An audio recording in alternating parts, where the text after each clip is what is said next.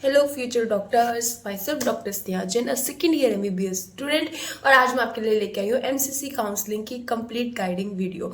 और ये बहुत ही ज़्यादा इंपॉर्टेंट है आपके लिए, क्योंकि अब भी आपकी काउंसलिंग स्टार्ट हो गई है। आई नो मैं काफ़ी टाइम से इनएक्टिव थी, बट अब आपकी काउंसलिंग का क्रूशियल टाइम स्टार्ट हो गया है। आपको हर एक इन्फॉर्मेशन मिलनी चाहिए। आप इतने कॉस्टली काउंसलर बुक करते हो, तो मैं चाहती हूँ कि मैं कुछ इन्फॉर्मेशन आपको यूट्यूब पे एकदम फ्री ऑफ कॉस्ट दूँ, ताकि आप कैसे आपको काउंसलिंग परस्यू करनी है तो आप अपने आप खुद भी फिगर आउट कर सकते हो। और ये वीडियो देखने के बाद आपको हर एक इन्फॉर्मेशन पता चल जाएगी कि एमसीसी की काउंसलिंग आपको कैसे करनी है बच्चों। और इसके बाद आपको खुद की छोड़ आप अपने दोस्तों की भी काउंसलिंग फील कर सकते हो। और आई नो मैं काफ़ी टाइम से इस चैनल पे इनएक्टिव हो गई थी, क्योंकि मेरे प्री यूनिवर्सिटी एग्जाम्स चल रहे थे। बट अब वो एग्जाम्स खत्म हो चुके हैं और लाजमी आपका बहुत क्रूशियल टाइम है, अभी काउंसलिंग आपकी स्टार्ट होने वाली है और इसी पे आपका फ्यूचर डिपेंड करता है। तो हम वीडियो शुरू करते हैं। तो हमारी नीट यूजी के एग्जाम के ऊपर एमबीबीएस, बीडीएस और बीएससी, इन तीनों की काउंसलिंग कौन कराता है? अपना एमसीसी कराता है।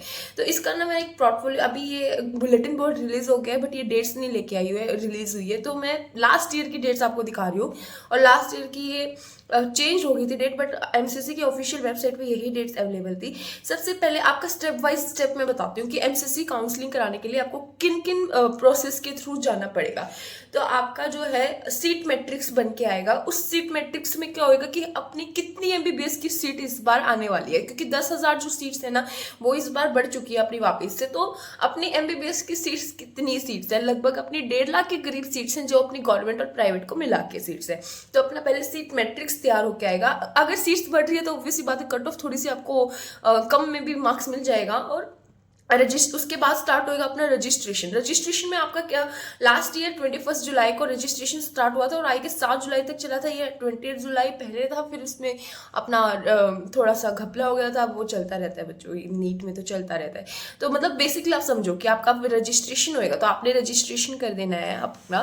उसके बाद आपको उधर रजिस्ट्रेशन के लिए आपकी रजिस्ट्रेशन फीस लगेगी। और जो रजिस्ट्रेशन फीस होती है ना, वो प्राइवेट के लिए अलग होती है और गवर्नमेंट कॉलेजेस के लिए अलग रजिस्ट्रेशन फीस होती है। की भी कंप्लीट डिटेल मैं इसी वीडियो में आपको देने वाली हूँ।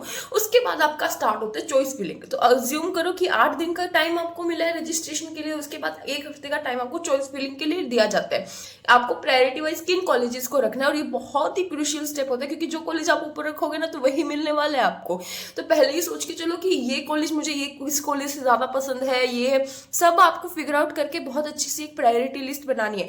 अगर आपसे नहीं बन रही है तो हम आपकी हेल्प कर सकते हैं। उसके लिए आप बेस्ट काउंसलर से भी जुड़ सकते हो, वो मैं आगे बताती हूँ। तो सबसे क्रूशियल स्टेप जो आपके लिए होता है वो चॉइस फिलिंग का होता है। उसके बाद आपका राउंड 1 स्टार्ट होता है। राउंड 1 का सीट 7 दिन के बाद, 2 दिन के अंदर अंदर आपका सीट अलॉटमेंट आ जाता है। तो आपको कौन सी सीट अलॉट हुई है, सीट अलॉटमेंट का रिजल्ट आ जाता है। उसके बाद रिजल्ट के बाद 31 जुलाई तक अगर आपका रिजल्ट आ गया, रिपोर्ट करना है आपको। ज्वाइनिंग 1 अगस्त से लेके 6 अगस्त तक 6 दिन का ये रिपोर्टिंग टाइम देते हैं। उसमें आपको कॉलेज में जाके अपने डॉक्यूमेंट्स वेरीफाई कराना होता है। आपके पास चॉइस होता है कि आप फ्री एग्जिस्ट कर सकते हो। उसके बाद आप अपग्रेडेशन में डाल सकते हो। अगर आपको अपग्रेडेशन में भी डालना है तो भी आपको डॉक्यूमेंट तो वेरीफाई कराने ही पड़ेंगे, ठीक है। उसके बाद आपका जो वेरिफिकेशन होने के बाद आपका इंस्टीट्यूट अगर आपको वेरिफिकेशन करता है 2 दिन के अंदर अंदर, जिसके बाद आपका वो कन्फर्म हो जाता है सीट। तो ये अपना मोटा मोटा प्रोसेस होता है जो चलने वाला है। कहाँ से स्टार्ट हो रहा है अपना, पहले सीट मैट्रिक्स आएगा, रजिस्ट्रेशन, फिर आपको चॉइस फिलिंग करनी है। उसके बाद आपको सीट अलॉट होकर आ जाएगी। सीट अलॉट होकर आके आपका रिजल्ट आ जाएगा। देखो अभी क्या है, अपने सबके पास अपनी अपनी ऑल इंडिया की रैंक आ चुकी है, ठीक है। ऑल इंडिया की रैंक के अकॉर्डिंग आपको पता चल रहा होगा कि आपको कौन सा कॉलेज मिल रहा है, कौन सा नहीं मिल रहा है। तो उसके अकॉर्डिंग हमने क्या करनी है, अपने एक चॉइस फिलिंग की प्रायोरिटी लिस्ट बनानी है, ठीक है। उसके बाद आपको अभी आपको स्टेट रैंक भी पता चल चुकी होगी। तो आपको स्टेट काउंसलिंग और एमसीसी की जो काउंसलिंग है वो डिफरेंटली, ये दोनों डिफरेंट चीज है। एमसीसी की काउंसलिंग के अंदर आप क्या क्या भर सकते हो। अगर आपका ओपन सीट डोमिसाइल है तो आप ना 15% जितनी भी स्टेट की सीट्स हैं ऑल इंडिया कोटा में, 15% ऑल इंडिया कोटा से अपन भरते हैं। और 85% जो सीट होती है, जैसे कि यूपी का बच्चा है, बिहार का बच्चा है, तो उसके लिए जो उसके कॉलेजेस है उसके एरिया के अंदर, तो 85% वो स्टेट काउंसलिंग से फिल होती है। और उसकी भी अलग प्रोसेस होती है, वो सेम होती है एमसीसी काउंसलिंग की तरह। और वो साइमल्टेनियसली ही इनके राउंड चल रहे होते हैं कि जब आपका इसका चल रहा है पहले आपकी ऑल इंडिया की काउंसलिंग स्टार्ट होती है। अगर आपको ऑल इंडिया से अच्छा कॉलेज नहीं मिल रहा है तो आप स्टेट काउंसलिंग की तरफ जा सकते हो। तो इसमें आपको बहुत ही ज़्यादा ध्यान रखना होता है कि आपको अगर ना स्टेट काउंसलिंग में या फिर ऑल इंडिया की काउंसलिंग में, सपोज करो कि आपको थर्ड राउंड में ऑल इंडिया से एक कॉलेज अलॉट हो गया, तो आप स्टेट के थर्ड राउंड में पार्टिसिपेट ही नहीं कर सकते हो। आप जैसे स्टेट्स की कुछ हो के रूल्स होते हैं कि आप स्टेट की काउंसलिंग से ही बाहर हो चुके हो, तो आपको ये बहुत ही सोच समझ के अपना काउंसलिंग का काम करना है ताकि आप बाद में रिग्रेट ना करो। तो ऑल इंडिया अपन क्या क्या अपनी ऑल इंडिया कोटा की फीस जो 15% सीट्स होती है MBBS BDS BHU के लिए, ये अपनी हम इससे फिल आउट करते हैं। एम्स की भी 100% सीट्स, जिपमर की 100% सीट्स, AMU की, अलीगढ़ मुस्लिम यूनिवर्सिटी की 100% सीट्स भी अपन MCC काउंसलिंग के थ्रू ही फिल करवाते हैं, ठीक है। 15% ऑल इंडिया दिल्ली यूनिवर्सिटी, अब दिल्ली यूनिवर्सिटी में ना 85% कोटा तो सिर्फ दिल्ली वाले बच्चों को मिलता है, और जो 15% जो अपनी सीट्स है ना वो MCC फिल आउट कराता है। अब एक और बात मेरे बच्चों सुनो कि अगर ना काफ़ी बच्चे होते हैं जिन्होंने अपनी जो 11th और 12th होती है ना वो दिल्ली से की होती है, तो उनके पास क्या होता है, दिल्ली का डोमिसाइल और दिल्ली का कोटा लग जाता है, तो आप उस 85% में एलिजिबल हो जाते हो। अगर आपको नहीं पता है तो आपको ये बात भी पता होनी चाहिए। उसके बाद आपके जो जामिया की ओपन सीट्स हैं 100%, ये भी अपनी उसी से फिल आउट होती है। तो 15% ESIC के जितने भी कॉलेज है और 15% भी ऑल इंडिया कोटा से फिल आउट होती है अपनी। और जितनी भी डीम्ड यूनिवर्सिटी है ना अपनी प्राइवेट यूनिवर्सिटी, उसमें 100% सीट्स जो है वो कौन फिल आउट कराता है, वो अपना MCC ही फिल आउट कराता है। अब हम देखते हैं कि सिक्योरिटी अमाउंट कितना लगता है। अगर आपको अभी हर रजिस्ट्रेशन के टाइम पे ना आपको एक सिक्योरिटी अमाउंट अपना डिपॉजिट कराना पड़ता है। अब आप पूछोगे कि मैम वो सिक्योरिटी अमाउंट कितना होता है, तो मैं बताती हूँ। अगर आपको जो नॉन रिफंडेबल होता है वो 5000 होता है, ठीक है। ये तो आपका रिफंड होने नहीं वाला है। अगर आप डीम्ड यूनिवर्सिटी के लिए कर रहे हो तो 2 लाख आपको देने पड़ते हैं, ठीक है। और ये 2 लाख अगर आप इसमें डीम्ड के साथ कर रहे हो, गवर्नमेंट के लिए भी आप अप्लाई कर सकते हो, तो ये सबका ऐसे पैकेज होता है, ठीक है। अगर आप गवर्नमेंट के लिए कर रहे हो अप्लाई, गवर्नमेंट की सिक्योरिटी अमाउंट कर रहे हो, तो आप डीम्ड के लिए नहीं जा सकते। डीम्ड के लिए आपको 2 लाख ही देने पड़ेंगे, और ये 2 लाख रुपए आपके फॉरफिट हो सकते हैं, आप लॉस कर सकते हो इनको बिना सीट के, ना सीट मिली ना पैसा रहा। तो इसलिए आपको काउंसलिंग बहुत अच्छे से फिल आउट करनी है। अगर आपको काउंसलिंग में कोई भी इशू आ रहा है, अगर आपको लग रहा है कि आप अच्छे से काउंसलिंग नहीं कर पा रहे हो, आप बॉर्डर लाइन के ऊपर हो, तो आप हमारे बेस्ट काउंसलर ग्रुप पे भी ज्वाइन कर सकते हो, जहाँ पे हमारे बेस्ट काउंसलर्स हैं जिन्होंने बहुत ज़्यादा बच्चों को सिलेक्शन दिलाया है। इसकी सारी इन्फॉर्मेशन डिटेल्स, कॉन्टैक्ट नंबर मैंने डिस्क्रिप्शन बॉक्स में मेंशन किया है। उसके बाद अगर हमारा जो नेक्स्ट होता है जो गवर्नमेंट वाला होता है, गवर्नमेंट के लिए अगर आपने अप्लाई करना है, एम्स के लिए करना है, आपने ESIC के लिए करना है, जिपमर के लिए करना है, BSc नर्सिंग के लिए करना है, BHU के लिए करना है, उसमें जामिया मिलिया इस्लामिया यूनिवर्सिटी में दिल्ली में करना है, तो जो नॉन रिफंडेबल फीस होती है अपनी जनरल कैटेगरी के लिए 1000 होती है, और आपकी जो रिफंडेबल सिक्योरिटी अमाउंट होती है वो 10,000 रुपये होती है, और SC ST के लिए 500 और 5000। तो टोटल यहाँ पे आपको कितने देने पड़ रहे थे, 2,05,000 देने पड़ रहे थे।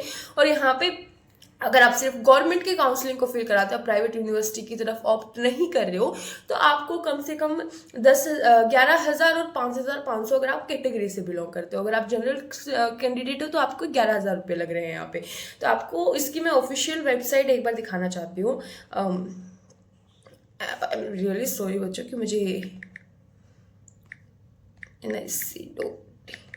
पहले ही निकाल के रखना चाहिए था ये।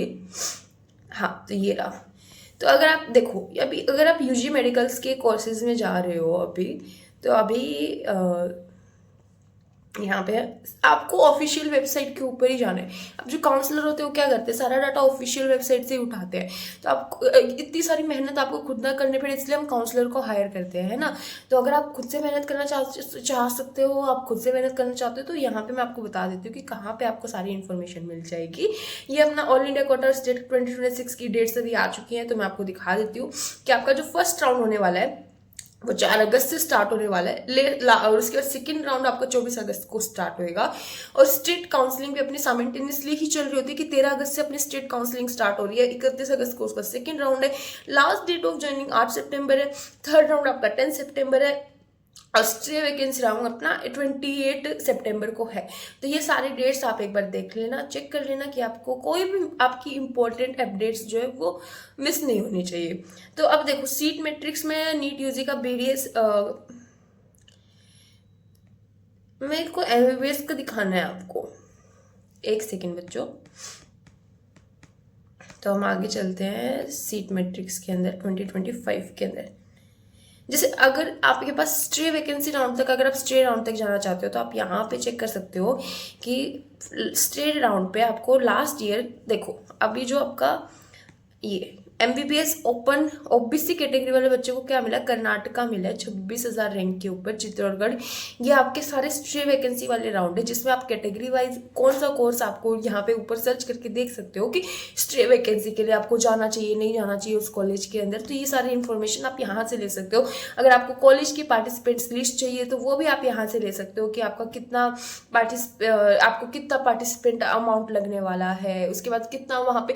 अभी आपको क्या करना है, आपको जब भी आप प्रायोरिटी लिस्ट बनाओ ना तो आपको क्या पता होना चाहिए कि उस कॉलेज का क्या तो आपका बॉन्ड रहने वाला है। ठीक है, दो तरीके के बॉन्ड होते हैं अपने, एक सर्विस बॉन्ड होता है, एक अपना उसका डिसकंटिन्यूअस बॉन्ड होता है। ठीक है, अगर आपने बीच में छोड़ दिया एमबीबीएस, उसके बाद आपका वहाँ पे कितना आपका फीस लगने वाला है, उसके हॉस्टल के चार्जेस क्या क्या है, ये सारी की सारी इंफॉर्मेशन, उसके स्टाइपेंड कितना है, तो ये सब आपको ना इसकी ऑफिशियल वेबसाइट पे भी मिल जाएगा। अगर आपको वहाँ से नहीं मिल रहा है तो वो काउंसलर आपको एक प्रॉपर लिस्ट भी प्रोवाइड कर देते हैं। ठीक है, उनके अपने अपने चार्जेस होते हैं। आप हमारे काउंसलिंग ग्रुप पे भी जुड़ सकते हो जहाँ पे हमने सब प्रिपेयर कर रखा है। तो अभी स्टेट काउंसलिंग का भी यही सेम प्रोसेस होएगा, रजिस्ट्रेशन करनी है, पेमेंट करनी है, चॉइस फिलिंग करनी है, जो आपकी स्टेट रैंक आ गई होगी। तो अभी राउंड 1, अब मैं आपको बताती हूँ कि आपकी जो सिक्योरिटी अमाउंट है वो कब कब फॉरफिट हो सकती है। जैसे कि अब आपने राउंड 1 में पार्टिसिपेट किया, राउंड 1 में पार्टिसिपेट करने के बाद आपका क्या हुआ, आप फ्री एग्जिट ले सकते हो। ठीक है, आपकी कोई भी सिक्योरिटी अमाउंट फॉरफिट नहीं होगी। आपने ज्वाइन किया नहीं किया कोई मतलब नहीं है उसका, लेकिन आप ज्वाइन कर रहे हो तो आपको राउंड 1 में ही अपना डिजायरेबल कॉलेज मिल जाता है। तो वेल एंड गुड, आपको एग्जिट करने की कोई जरूरत नहीं है और आप राउंड 1 में फ्री एग्जिट करके अपग्रेडेशन पे डाल सकते हो। ठीक है, या तो आप फ्रीज भी कर सकते हो सीट को। सीट फ्रीज कैसे होती है, जब अगर आपने वो जो सीट है उसको अलॉट करा लिया तो वो अब सीट आपकी हो गई, बट आपने स्टिल उसको अपग्रेडेशन में डाल दिया, तो अब आप सेकेंड राउंड में जा सकते हो। अब अपने सेकेंड राउंड में अपग्रेडेशन कराने के बाद अगर आपने सीट नहीं, आपने कॉलेज में जाके वेरीफाई नहीं किया, आपने छोड़ दिया उस सीट को, तो जो आपकी सिक्योरिटी अमाउंट है ना वो फोरफिट हो जाएगा बच्चों। ठीक है, ऐसे ही अगर आपने राउंड 2 में भी आपको अलॉट हो जाता है। ठीक है, राउंड में आपको अलॉट नहीं हुआ, राउंड 2 में सीधा अलॉट होता है।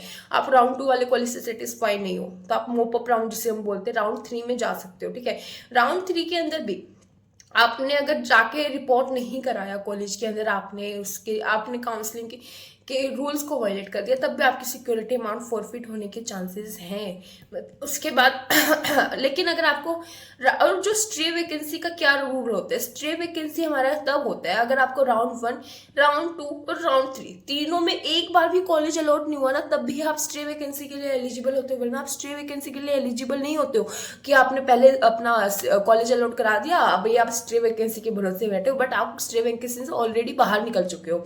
तो बॉन्ड की, कॉलेज की लिस्ट सब आप इसकी ऑफिशियल वेबसाइट पे देख सकते हो। अगर आपको कोई भी हेल्प चाहिए तो हमारा बेस्ट काउंसलर का ग्रुप आपके लिए यहीं पे अवेलेबल है। और आपको कुछ भी डाउट्स हो तो आप मुझे बेझिझक कमेंट बॉक्स में लिख दो ताकि मैं आपको रिप्लाई कर सकूं। Thank you so much, bye bye.